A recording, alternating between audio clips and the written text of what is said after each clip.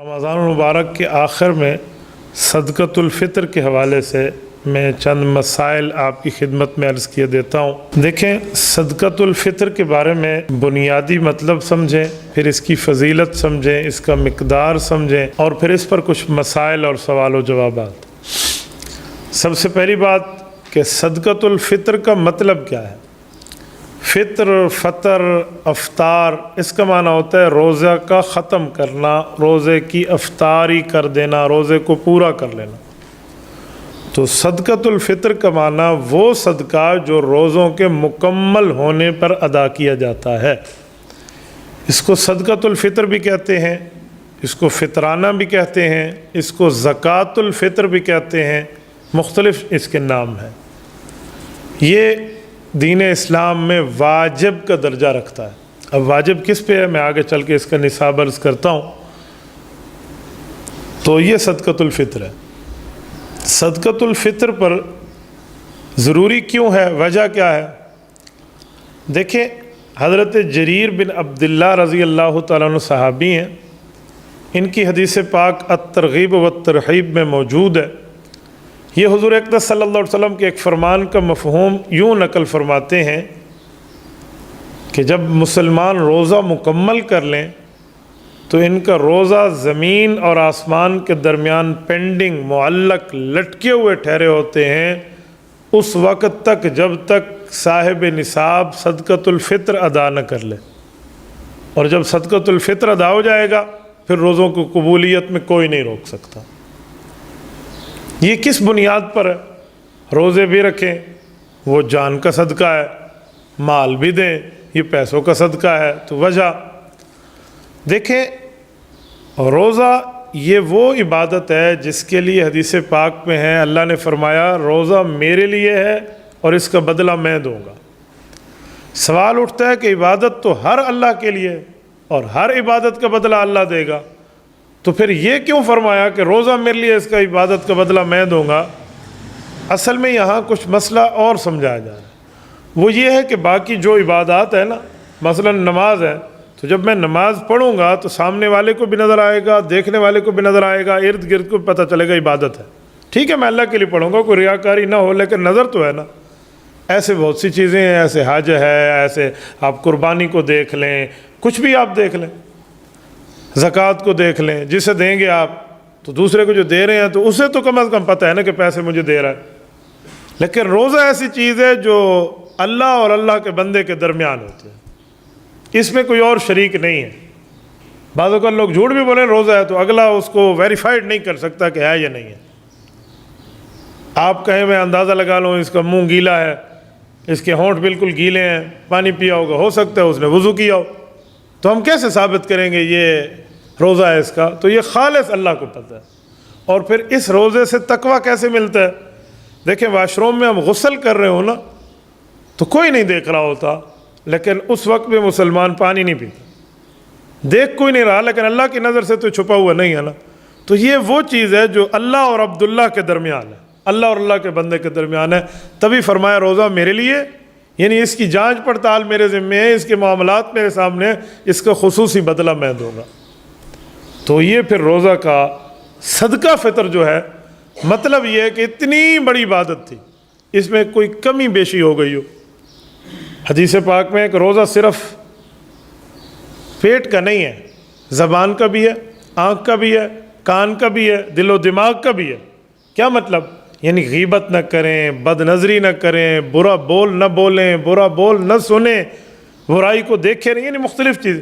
اس میں کمی بیشی فطرت انسانیت پہ ہم سے ہو جاتی ہے۔ ہم انسان ہیں، ہم نبی نہیں ہیں کہ ہم سے غلطی نہ ہو، یا ہم انسان ہیں، ہم فرشتے نہیں ہیں کہ ہم گناہوں سے پاک ہوں۔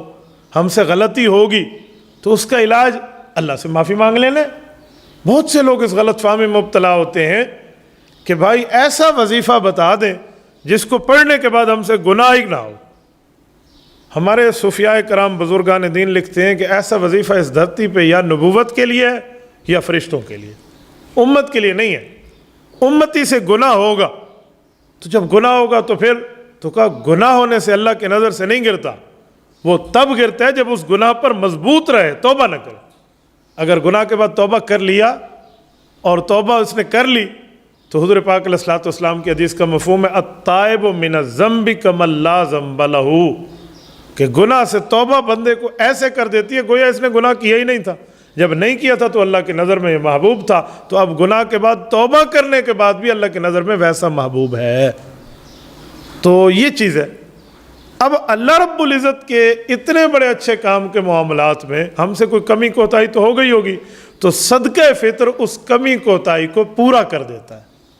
یہ ہے صدقۃ الفطر، یہ بنیادی مقصد۔ اور مقصد بھی ہے کہ غریب کا چولہا جلے گا، دوسرے کے سامنے کوئی نیکی کا اظہار، یہ مختلف اور ہے، لیکن بنیادی مطلب یہ ہے، یہ صدقۃ الفطر ہے۔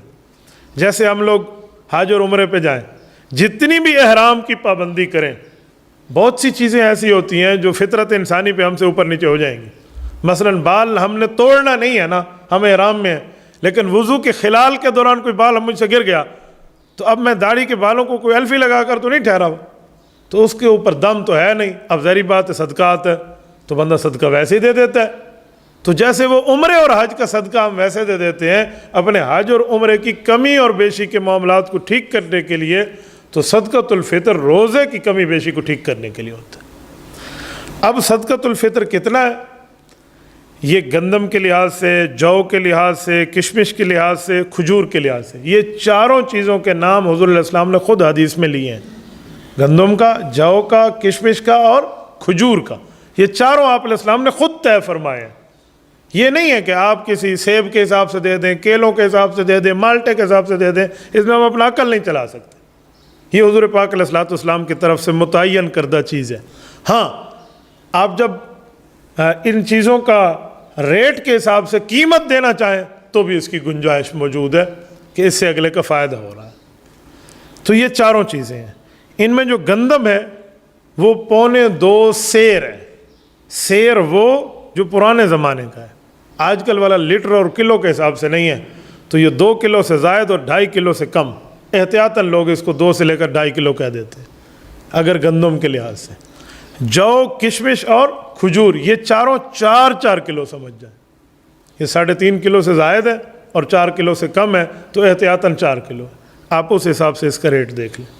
اب ہر بندہ گندم کے لحاظ سے آج کل دینے پہ تیار ہے، تو یہ 4 چیزیں آپ علیہ السلام نے کیوں بتائی ہیں؟ یہ 4 چیزیں اسی لیے نہیں ہیں کہ آپ کے اوپر بس آپ کی مرضی ہے جس سے دے دیں، نہیں، یہ اپنی ہڈی پسلی کے حساب سے ہے، کیونکہ کھجور کا، کشمش کا اور جو کے ریٹ میں بڑا فرق ہے گندم کے لحاظ سے۔ اگر ایک کا 150 بنتا ہے تو ایک کا 2000 بھی بنتا ہے، تو بندہ اپنی جیب کو ٹٹولے، اپنے حالات کو دیکھے کہ میں اتنی اپنے اندر وسعت رکھتا ہوں کہ میں جو کے حساب سے دے سکتا ہوں، کھجور کے حساب سے 4 کلو دے سکتا ہوں، یا میں کشمش کے لحاظ سے 4 کلو دے سکتا ہوں، تو پھر وہ گندم والا نہ دے، کیونکہ اپنی حیثیت کو دیکھ رہا ہے۔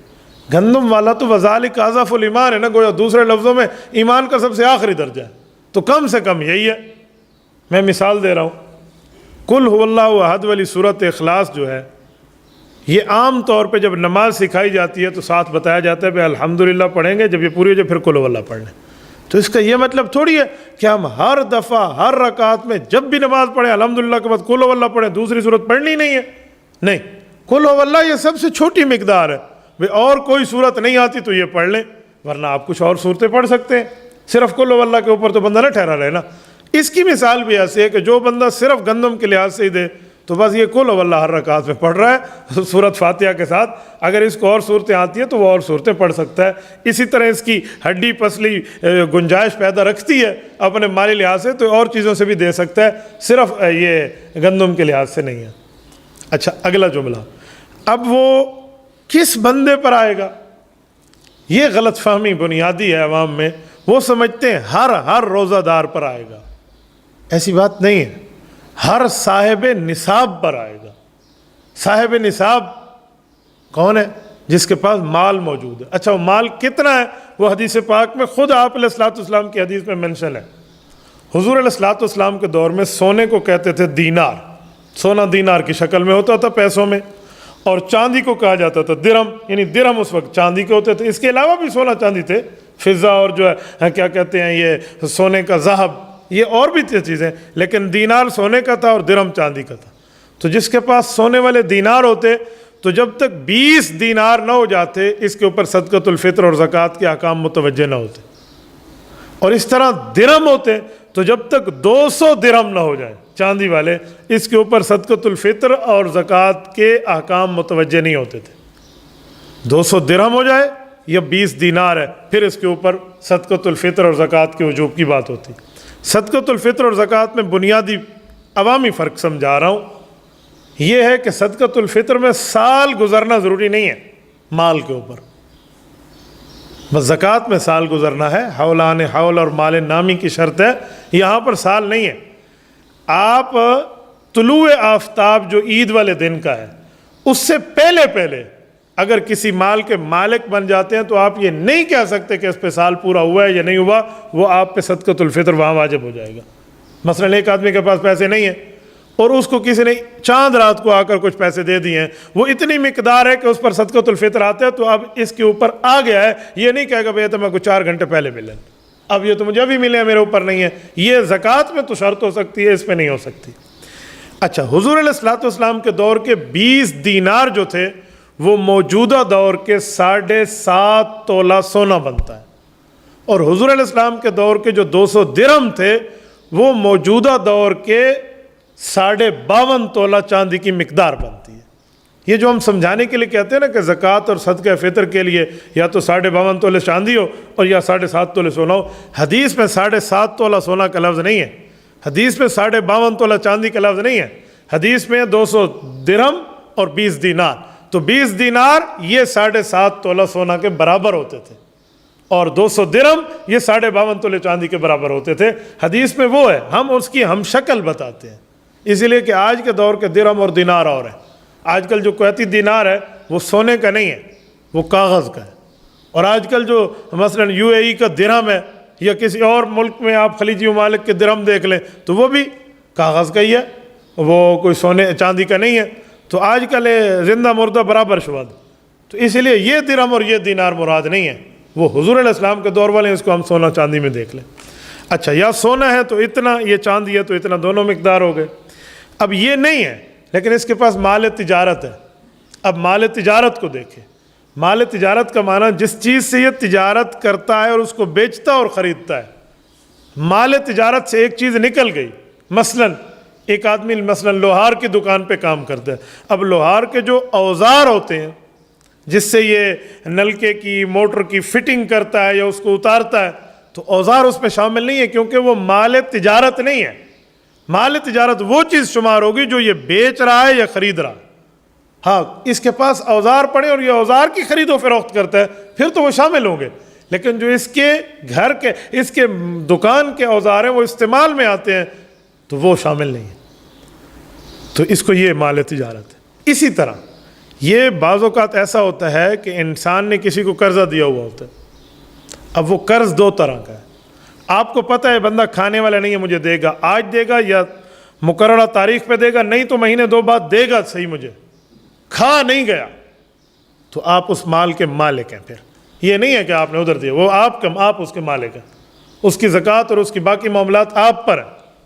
ہاں، ایک بندہ آپ کے پیسے لے کر کھا گیا ہے، جیسے مزاربت والوں کا حال ہے جو ان کے لے کر لوگ کھا گئے ہیں، تو وہ مال ذمار ہے، وہ ان کے پاس تو وسعت ہی نہیں ہے کہ چیز مل سکے، تو اس کی کوئی زکوٰۃ اور کوئی صدقۃ الفطر اس بندے واجب نہیں ہے، بلکہ یہ مظلوم ہے، ظالم تو وہ ہے جو کھا گیا، وہ دنیا میں تو نہیں دے رہا، وہ آخرت میں اس سے لیں گے اور اس سے آخرت میں اس کے ڈبل کے حساب سے لیا جائے گا۔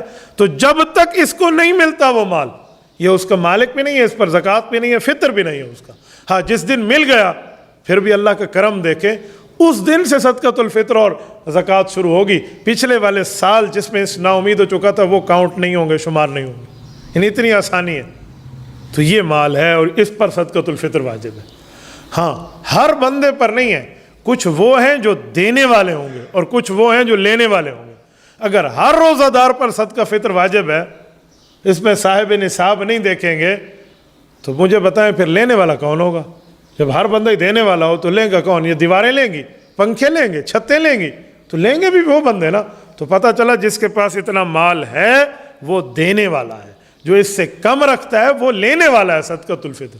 تو ہر پہ نہیں ہے، مالدار پہ، اور مالدار کی یہ مقدار سونے اور چاندی کی شکل میں نے آپ کو بتا دی۔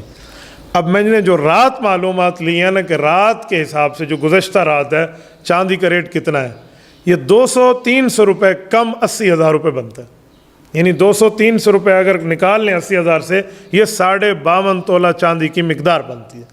اس کو 80,000 سم تھنگ سمجھ لیں آپ بس احتیاطاً، یعنی اتنے پیسے اگر کسی کے پاس پڑے ہوئے ہیں، یا اتنے پیسوں کو اس کا مال تجارت ہے، یا اتنے پیسے کے سونا چاندی کے زیورات اس کے پاس ہے، اور ضرورت سے زائد ہے، موبائل ضرورت ہے، گاڑی ضرورت ہے، گھر جس میں رہتا ہے وہ ضرورت ہے، پہننے کے کپڑے وہ ضرورت ہے، فریج ہے، باقی چیزیں یہ ضرورت ہے، جو ضرورت سے زائد ہے اگر اس کی مالیت بھی یہی نکلتی ہے تو بس اس کے اوپر پھر صدقۃ الفطر واجب ہو گیا۔ یہ ہے صدقۃ الفطر کی اس کی مقدار۔ اب اس نے یہ صدقۃ الفطر دینا ہے۔ اب صدقۃ الفطر بعض بندوں کی طرف سے واجب ہے اور بعض بندوں کی طرف سے مستحب ہے۔ صدقۃ الفطر بندہ اپنی نابالغ اولاد کی طرف سے دے گا، یہ اس کے اوپر واجب ہے۔ اگر یہ اتنے مال کا مالک ہے تو اپنے نابالغ اولاد کا یہ دے گا۔ ہاں، بالغ اولاد کا دینا چاہے تو واجب نہیں ہے، دے سکتا ہے، ان کو اطلاع کر دے دے مستحب کام ہے، اچھا کام ہے۔ بیوی کی طرف سے دینا چاہے اس کو بتا دے، اس کی طرف سے دے دے۔ ایسے ہی ہے کہ یہ گویا ان کے لیے یہ احسان کر رہا ہے، واجب اس کے اوپر نہیں ہے۔ ایک بات اس پر بنیادی مسئلہ سمجھیں، وہ ہمارے اوورسیز پاکستانیوں کے لیے نیٹ کے ذریعے ان تک یہ بات دنیا میں جاتی ہے۔ کچھ لوگ باہر ممالک میں ہیں، اب وہ صدقۃ الفطر دینا چاہتے ہیں، یہاں کچھ لوگ ڈنڈی مارتے ہیں اور کچھ ناواقف ہوتے ہیں تو مسئلہ غلط کر بیٹھتے ہیں۔ ملک سے باہر ہے ایک آدمی تو وہاں کا اعتبار ہوگا جہاں رہتا ہے، یہ نہیں ہے کہ جس ملک کا باشندہ ہے اس ملک کے پیسوں کا اعتبار ہوگا، جی نہیں۔ اگر کوئی پاکستانی سعودیہ میں رہتا ہے تو سعودیہ میں اس کے اوپر صدقۃ الفطر کتنا آتا ہے وہ دیکھا جائے گا، پاکستانی ریٹ نہیں دیکھا جائے گا۔ اچھا، جو نابالغ بچوں کا باپ دے گا تو اس کے اگرچہ نابالغ بچے پاکستان میں رہتے ہوں، والد ادا کر رہا ہے وہ اس وقت کرنٹ لوکیشن اس کی سعودی عرب ہے، تو پھر یہ اپنے نابالغ بچوں کا بھی حساب وہی رکھے گا اگرچہ وہ پاکستان میں رہتے ہوں، پیسے وہاں کا حساب لگائے گا۔ ایسے ہی ایک بندہ امریکہ میں چلا گیا تو یہ وہاں کا حساب رکھے گا۔ اگر میں مثلا باہر ملک رہتا ہوں، آؤٹ آف کنٹری ہوں، اور میں کسی بھائی کا دینا چاہ رہا ہوں تو اس کا یہ نہیں ہے پاکستان کے حساب سے، میں یہاں کے حساب سے دوں گا جس جگہ میں موجود ہوں اور میری کرنٹ لوکیشن جہاں کی ہے، تو اس حساب سے آپ دے دیں۔ تو اس طرح بندہ صدقۃ الفطر دیتا ہے۔ اب صدقۃ الفطر کا وقت کیا ہے، یہ واجب ہوتا کب سے ہے اور کب سے پہلے دینا چاہیے، یہ بھی تحدید اور لمیٹیشن رسالت امام علیہ الصلوۃ والسلام کی طرف سے موجود ہے۔ صدقۃ الفطر واجب ہوتا ہے جس دن رمضان المبارک کا اختتام اور اگلے دن کی صبح چڑھی، طلوع آفتاب ہوئی، یعنی کل اس ٹائم کے قریب کے دن سمجھ جائیں، یعنی جب کل یکم شوال ہونی ہے تو اس وقت دیکھیں گے طلوع آفتاب کے وقت اشراق سے پہلے طلوع آفتاب ہوتا ہے، پھر اشراق ہوتے ہیں۔ عید والے دن تو اشراق ہے ہی نہیں، تو پھر طلوع آفتاب کو دیکھیں گے۔ اب طلوع آفتاب میں جو ہے نا اس وقت اس کے اوپر واجب ہو گیا۔ اور کب تک دے سکتا ہے کہ جی نماز عید سے پہلے دے گا۔ ابو داؤد شریف میں حدیث میں لفظ موجود ہے کہ ایک بندے نے نماز عید الفطر پڑھ لی اور پھر ادا کیا تو فرمایا وہ صدقۃ الفطر نہیں ہے، بس وہ صدقہ ہی دیا ہے اس نے، وقت تو نکل گیا، بس اپنے سر سے اب ایک بوجھ اتار رہا ہے۔ لیکن اگر آپ اس واجب ہونے سے پہلے رمضان میں دینا چاہیں، ابھی رمضان شروع ہے، ابھی وقت آپ کے اوپر واجب نہیں ہے، پہلے دینا چاہیں تو یہ زیادہ بہتر ہے کہ غریب اپنے لیے کچھ پہلے خرید لے گا، کوئی چیز پہلے خرید لے گا تو آپ دے سکتے ہیں، آپ کا ادا ہو جائے گا۔ بلکہ وہ فقہاء نے تو لکھا کوئی رمضان سے پہلے دینا چاہے تب بھی جائز ہے، دے سکتا ہے، تو یہ اس کو ادا کر سکتا ہے، یہ اس کو جا کر دیتے۔ بس اس حساب سے نہ صدقۃ الفطر چلانا۔ جتنے مسائل فی الوقت میرے ذہن میں تھے میں نے آپ کو بتا دیے ہیں۔ کوئی آپ کے ذہن میں کوئی صدقۃ الفطر کے متعلق سوال ہو تو آپ پوچھ لیں، تاکہ اگر بس 80,000 کے لگ بھگ قیمت اس کی۔ اب جو کے لحاظ سے دیکھیں، جو 4 کلو اب کتنے کا ہے، کراچی کا ریٹ اور ہے، ڈی اے خان کا ریٹ اور ہے، یہ اب سبزی منڈی والے بتائیں گے بھی کتنا ریٹ ہے۔ 4 کلو ہو جو بھی، وہ کھجور بھی اور کشمش بھی، اس کے 4 کلو کا ریٹ پتہ کر لیں کتنے کا۔ گندم کا ہے تو بس 2.5 کلو کا دیکھ لیں، اس کو آٹا بھی آپ ساتھ شامل کر سکتے ہیں، اس حساب سے۔ جی ہاں، آپ وہی جنس دینا چاہیں، مثلا گندم ہے، کھجور ہے، جو ہے، کشمش ہے، آپ کے پاس موجود ہے تو آپ وہ دینا چاہیں تو وہ بھی ادا ہو جائے گا۔ قیمت تو تب ہے جب آپ وہ نہ دے سکیں۔ آج کے دور میں گندم میں دیہات میں تو کوئی دے گا، شہر میں کون سا گندم دے گا؟ ایسا تو سارے پی کے آٹا بڑی پیسوں کو، تو آج کل اس لیے قیمت آسان ہے تو وہ دے دیتے۔ فطر کے پیسے اگر آپ نے رکھ دیتا ہے کہ کسی کو دینے اور پھر نماز وغیرہ پڑھ کے پھر اگر دے دے وہ پیسے تو الگ پڑے ہوئے ہیں؟ نہیں، الگ پڑے ہوئے نہیں ہیں، مستحق کے پاس پہنچ جانے چاہیے۔ الگ پڑے ہوئے ہیں تو بس وہ کام پورا ہے گا۔ جیسے حدیث پاک میں قربانی کا وقت اللہ کے رسول نے بتایا نا، رسول اللہ صلی اللہ علیہ وسلم کے دور میں جب قربانی واجب ہوئی تو آپ علیہ السلام نے بتایا کہ ہم پہلے جائیں گے نماز عید الاضحیٰ پڑھیں گے، فصلی لربک وانحر، پہلے نماز ہے اور پھر قربانی ہے۔ تو جن تک یہ بات نہیں پہنچی تھی انہوں نے نماز عید الاضحیٰ سے پہلے قربانی کر ڈالی۔ آپ علیہ السلام نے غصہ نہیں فرمایا لیکن مسئلہ بتا دیا، فرمایا جس بندے نے پہلے ذبح کیا نماز سے پہلے وہ بہت اچھا ہے، وہ گھر والوں کو گوشت کھلا رہا ہے، یہ نہیں کہا کہ قربانی ہوئی ہوئی۔ فَإِنَّمَا هُوَ لَحْمٌ يُقَدِّمُهُ لِأَهْلِهِ، بس وہ گوشت کی دعوت کر رہا ہے اپنے گھر والوں، یعنی یہ اشارہ دیا کہ وہ قربانی نہیں ہے، قربانی نماز کے بعد میں ہے۔ اور جس بندے نے قربانی نہیں کی وہ میرے ساتھ عید پہ کیا، اب ہم واپس آ گئے عیدگاہ سے، حضور نے فرمایا وہ اب ذبح کر لیں، یعنی اس کا وقت اب اللہ کے رسول نے خود بتا دیا۔ تو ایسے صدقۃ الفطر کا بھی وقت اللہ کے رسول نے بتایا ہے۔ یہ نہیں ہے کہ میں پیسے علیحدہ کر کے ایک طرف رکھ دوں، فارغ ہوں گا تو ایک دن بعد دے دوں، یا نماز عید الاضحیٰ پڑھ کے دے دوں، عید الفطر پڑھ کے دے دوں، یوں نہیں ہے، غریب تک پہنچنے چاہیے اس وقت سے پہلے پہلے۔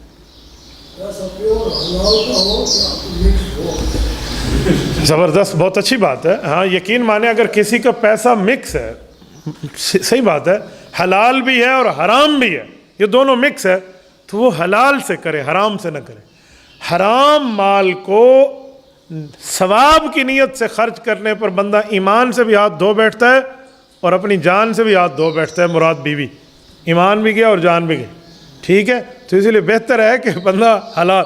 میں اس پر آپ کو واقعہ عرض کروں، قائد ملت اسلامی حضرت مولانا مفتی محمود رحمۃ اللہ علیہ ایک مرتبہ یوں گفتگو فرما رہے تھے مسائل دینی پر، تو کہا یوں صدقہ، یوں زکوٰۃ، یوں پیسے، یہ مقدار۔ کسی نے یوں کہہ دیا کہ حضرت حرام مال میں اندر زکوٰۃ کتنی ہے، حلال مال کی زکوٰۃ آپ نے بتائی؟ تو مفتی محمود رحمۃ اللہ علیہ کے جواب بڑے حکیمانہ ہوتے تھے۔ ہم نے تو زیارت نہیں کی، جن حضرات نے کیا وہ جانتے ہیں، ہم نے تو مفتی کو کتابوں میں پڑھا ہے رحمہ اللہ۔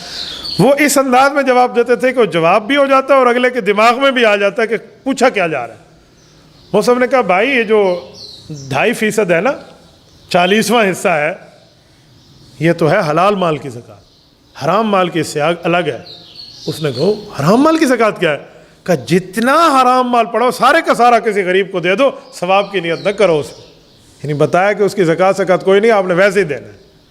تو اسی لیے حلال مال کی دے، حرام مال سے نہ حج ہوتا ہے، نہ عمرہ ہوتا ہے، نہ صدقۃ الفطر ہوتا ہے، نہ زکوٰۃ ہوتی ہے۔ اگر کوئی مریض مرض کی وجہ سے روزہ نہ رکھ سکے اس کا کیا طریقہ ہے؟ یہی مسئلہ میں ذہن میں رکھ کے آیا تھا، مجھے بھول گیا، آپ نے اچھا کیا پوچھ کے، جزاکم اللہ۔ بھائی پوچھ رہے ہیں ایک بندہ مریض ہے، وہ فدیہ دیتا ہے، یعنی ہر روزے کے وہ پیسے دے رہا ہے، تو یہ بندہ آپ صدقۃ الفطر کی کیا ترتیب ہے؟ تو پھر یہ ذہن میں رکھیں وہ روزے رکھے یا نہ رکھے، تو وہ صدقۃ الفطر دے گا چاہے فدیہ دیا اس کے ساتھ دے گا۔ فدیہ تو ہے ڈیلی کا، صدقۃ الفطر پورے مہینے کا ایک ہی ہے نا۔ تو مثلاً اگر گندم کے لحاظ سے اگر ہم 150 روپے لے لیں، پاکستانی 2022 کے وقت کا حساب لے لیں، تو جو 150 روپے روزانہ کے دے گا اس میں 150 روپے مہینے میں اضافی کر لے گا کہ وہ اس کے فطرانہ ہے۔ کیوں؟ اب یہ جو فطرانہ یہ کیوں دے گا؟ اس نے روزے تو نہیں رکھے، تو بھائی جو فدیہ دیا ہے وہ فدیہ روزے رکھنے کے برابر ہے نا، تو اس لیے اس پر بھی فطرانہ ہے کہ اگرچہ فدیہ دے رہا ہے پھر بھی یہ فطرانہ دے گا، چاہے وہ مریض ہے، چاہے وہ بیمار ہے، چاہے وہ شیخ فانی ہے۔ ایک بچہ اگر پیدا ہو نماز سے پہلے تو اس کو بھی دینا پڑے گا؟ نماز سے مراد یہ نماز سے پہلے اگر بچہ پیدا ہو جائے، طلوع آفتاب کے وقت سے پہلے پیدا ہو گیا وہ تو شامل ہے، طلوع آفتاب کے بعد والا شامل نہیں ہے۔ یعنی یکم شوال کی طلوع آفتاب سے پہلے پہلے کسی بندے کی بچہ پیدا ہو جاتا ہے تو اس کا تو واجب ہو گیا، کیونکہ ٹائم پر آ گیا، وہ ٹائم کے بعد ہے، کیونکہ اب تو وجوب ہو چکا ہے نا، وجوب ہونے کے بعد دن چڑھنے کے بعد کوئی بچہ پیدا ہوا ہے تو تھوڑا ذرا صبر کر کے تو ٹل گیا تو پھر وہ نہیں ہوگا.